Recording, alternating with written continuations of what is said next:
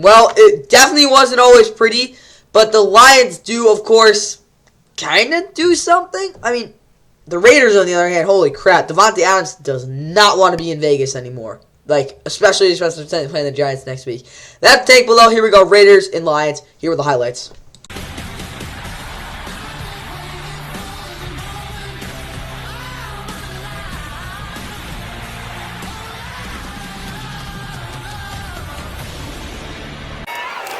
Good snap, good hold, good kick. Good offensive line changes tonight, being their 7. A lot of moving parts for him. This one is caught. Reynolds, now he loses the ball, and Spillane's. Garoppolo, Davante, he's picked off. Intercepted by the Lions. Handicap coach. I wanted to ask him if he regretted saying that at the press conference. Meanwhile, and the Chargers, they look terrific. Here's Goff. And there's Amon-Ra St. Brown. Gets behind the defender in a big play to start the drive. 33-yard try by Riley Patterson, who is 3 for 3. Back to him. What a drive for Jacobs and the Raiders. Touchdown, Las Vegas. And how he teaches each receiver to run routes. They put 2 seconds back on the clock. There he is, the rookie, Laporta. A hand to Gibbs, and Jameer spins, still going.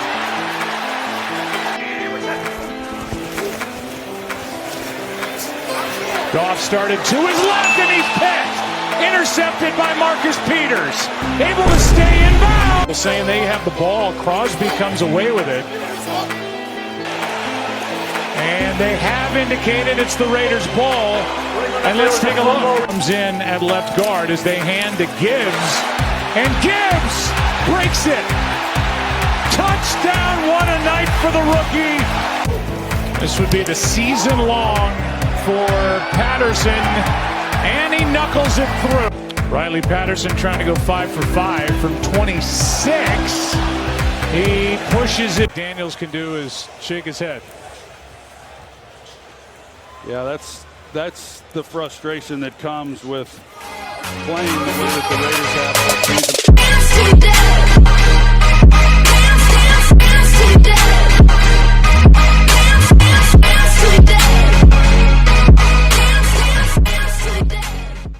And the Lions walk away on Monday Night Football with a 26-14 ugly win over the Raiders, who of course fall to 3-5 for their second straight loss. Lions, on their hand, win their 5th out of their last 6. Of course, they only have 1 loss at home. Of course, bouncing back from the what is called loss against the Ravens last week. Raiders, they will play next week. I think they're playing Patriot Giants in a tank bowl. No, Lions are not. They're on a bye next week, so big obviously for them.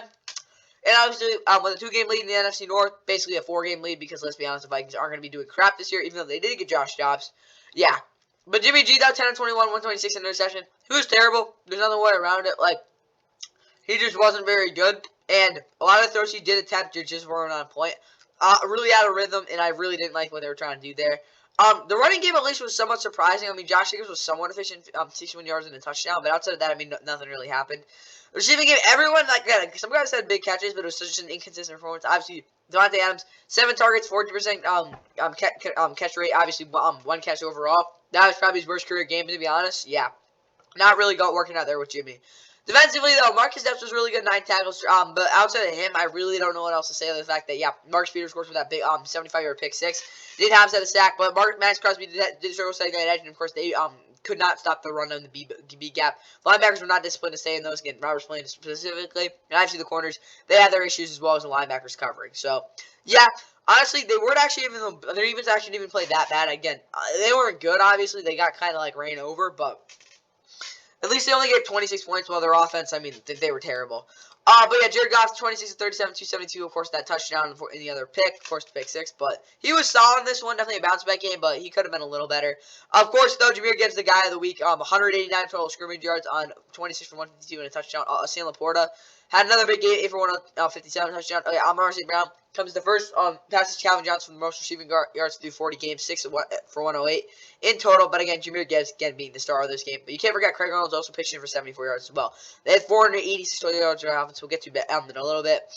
But yeah, of course, Alex Anthony only 2 sacks on 5 tackles. He continues to show he's one of the better linebackers in the league. Jack Campbell also was solid in the run game with 4 tackles. Tracy Walker struggled getting coverage, but again, didn't really amount to much. 3 tackles, also had a sack.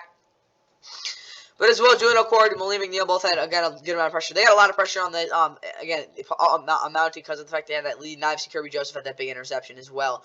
Riley Patterson didn't miss a field goal, though. So, yeah, again, 486 total yards, 157 was just kind of the domination shown in this game. Outside of the pick six, again, Lions weren't, again, perfect by any means. They had 3 turnovers, but they had the ball for a ton longer. And this was, again, outside of, again, those turnovers, was straight domination. There's no way around it. Let's get right into these game grades. And for the Raiders offensive, I said Josh Jacobs has to finally wake up. I mean, he had a decent game in terms of production, but obviously, like, didn't amount to much. Davante Adams making do what he has, not really. He kind of just gave up at the end of the game. And obviously, Cole Miller did kind of sustain blocks, not super well, though. Offensively, they didn't have, they had like 107 yards total offense, guys. Like, that's never going to get it done. I got to give him, like, I don't know, 5 minuses.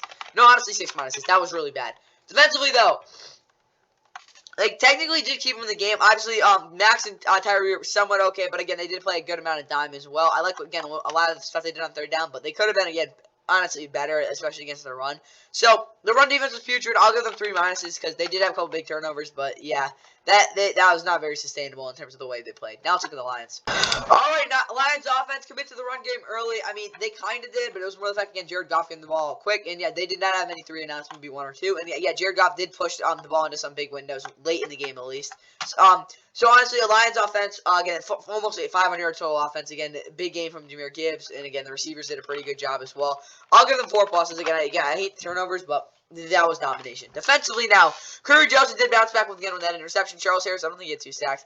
They played a really light front and 3rd down, daring them to run the football. They actually did a couple times, of course, that being the Raiders. But yeah, defensively, they did have some points. I'm like, yeah, they could have been a little better, but they literally didn't give up anything. So yeah, it's gonna be 6 pluses. Like, solid performance by the Lions, guys. Definitely, yeah, solid performance. That's what I got for the Lions, guys. Now let's head on to week 9, of course, with the power rankings coming out tomorrow. Hope you guys enjoyed. See you for that. More breaking news. For the 2nd time today, the Commanders have dealt a edge rusher. This time, according to Ian Rappaport and the rest of us.